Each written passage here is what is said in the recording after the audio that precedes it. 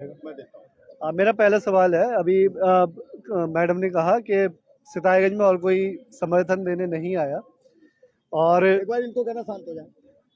आपके अलावा मुझे लगता है यहाँ कोई देता नहीं है, या लोगों को डर ज्यादा हो गया।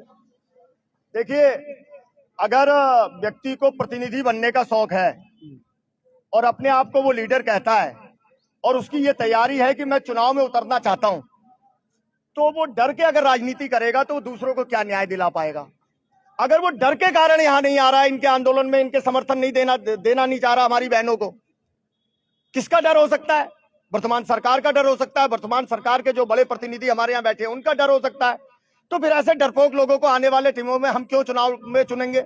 उनको क्यों अपना प्रतिनिधि बनाएंगे? क्यों उनको वार्ड मेंबर बनाएंगे? क्यों उनको चेयरमैन बनाएंगे, जो हमारी बात ही को नहीं पहुंचा पाएगा सरकार तक? तो अगर डर से आ रहे हैं तो गलत है, और वैसे नहीं आ रहे तो आना चाहिए। उनको यहाँ पर आकर अपना समर्थन तो कम से कम देना चाहिए, वो प्रतिनिधि है हमारे। थोड़ा माइक का मुंह इधर कर दे ताकि मेरी भी ऐसा लगे आप बिना इंटरव्यू ले रहे हैं। आपने कहा कि भगवान नाम हमारे आराध्य हैं, और आपने कसम खिलाई कि वोट नहीं देंगे, लेकिन भाजपा की अगर बात करें तो भगवान नाम पे मतलब ऐलान किया कि मतलब नारी शक्ति का भी नारा भाजपा का है, एक नारा भाजपा का ये भी है, बहुत हुआ नारी पर अत्याचार, अब की बार मोदी सरकार। तो आपको ये लगता है कि सारे जो नारे हैं वो सारे सिर्फ हवा हवाई हैं? देखिए, नारे, चाहे वो नारी सशक्तिकरण की वर्तमान सरकार बात कर रही है, तो आप एक बार कैमरा फिर से घुमा के दिखा दीजिए कि 23 दिन हो गए इन लोगों को, किस तरीके की नारी सशक्तिकरण की बात कर रहे हैं। दूसरा, जो वो कह रहे हैं कि बहुत हुई महिलाओं का अत्याचार, अब की बार मोदी सरकार, तो ये अत्याचार से कम है। रोजी रोटी के लिए लड़ रहे हैं, सन 2016 से लड़ाई लड़ रहे हैं, इसको क्या आप अत्याचार क्या वही होगा जैसे वो लाठियां बरसा रहे हैं? तो जगह जगह आप देखिए किसानों को पीट रहे हैं। पेट पे लात मारना भी अत्याचार हाँ, है। पेट पे लात मारना तो सबसे बड़ा अत्याचार है। पेट के लिए तो धूप में बैठ रही है, दिन भर काम करती हैं, हर छोटे बड़े काम करती हैं ये बहनें हमारी, तो ये भी अत्याचार है। ये खोखला, सिर्फ खोखले नारे, जुमलेबाजी ये सरकार करती है। तो ये, और रही बात दूसरी जो आपने पूछी भगवान श्री राम, मैंने तो ये कहा कि भगवान यहाँ जितने बैठे हैं उसमें से 90% लगभग लोग जो हैं, मैं भी स्वयं भी, हम भगवान श्री राम को अपना आराध्य मानते हैं, भगवान श्री राम की हम पूजा करते हैं। और जब से हम भगवान श्री राम हमारे आराध्य हैं और हम अपने आराध्य की सौगंध खाते हैं।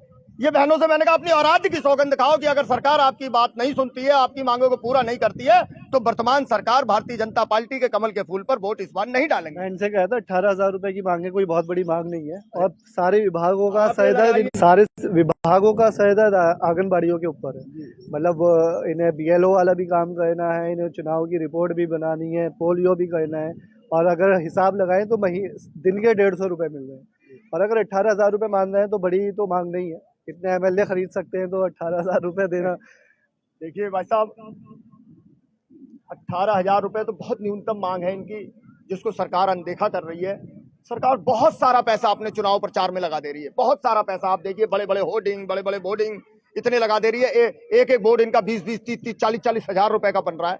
सरकार की मंशा अच्छी नहीं है ना, सरकार भ्रम में है, सरकार की मंशा अच्छी नहीं है। सरकार को लग रहा है कि वोट तो हमें मिलना ही मिलना है, चुनाव हमें जीतना ही जीतना है, सब कुछ हमारा तय है, क्यों हम लोगों की मांगे मानने, क्यों हम इनसे पूछने जाएं? भाई, सितारगंज के अंदर आप देखिए तो प्रतिनिधियों की अगर बात करें तो 70% प्रतिनिधि जो हैं, अपने आप को चाहे छोटे हो या बड़े हो, वो अपने आप को बीजेपी का कार्यकर्ता कहते हैं। 70% प्रतिनिधि जो है कि बीजेपी में आज शामिल हो गए हैं।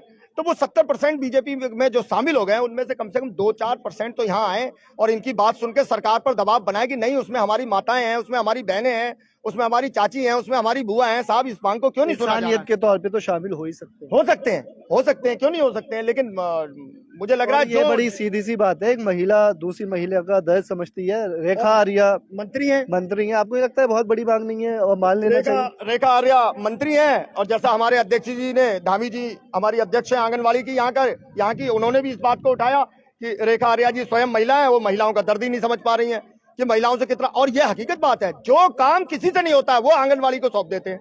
वो काम आंगनबाड़ी की बहनें करती हैं बेचारी, पैदल पैदल घूमेंगी, बरसात हो, धूप हो, जाड़े हो। 150 रुपए के लिए 150 रुपए में कहता है रिफाइंड की थैली नहीं आती। अब ये लगा लीजिए, या आप समझ सकते हैं। और यही बात हम समझ रहे हैं। आज तीसरी बार मैं इन धरना स्थल पे यहाँ पर पहुंचा हूं, और मैं पूरा समर्थन है मेरा इन लोगों को, और जिस तरीके से भी आंदोलन को चलाएंगे मैं हर तरीके से इनके साथ हूँ।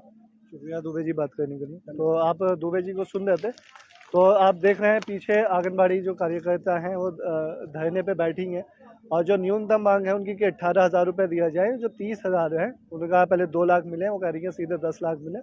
तो सरकार जो बातें तो कहती है, दावे कहती है, लेकिन हकीकत जब हम नगर पालिका के ग्राउंड में खड़े होते हैं तो पता चलता है कि ज़मीनी हकीकत क्या है। अब ये तो वक्त तय करेगा कि आने वाले वक्त में भाजपा इनकी मांगें मांगती है, या फिर ये भी जो धरना है ख़त्म करा दिया जाएगा किसी ताकत के बलबूते, डरा के, धमका के, या कुछ भी कह के।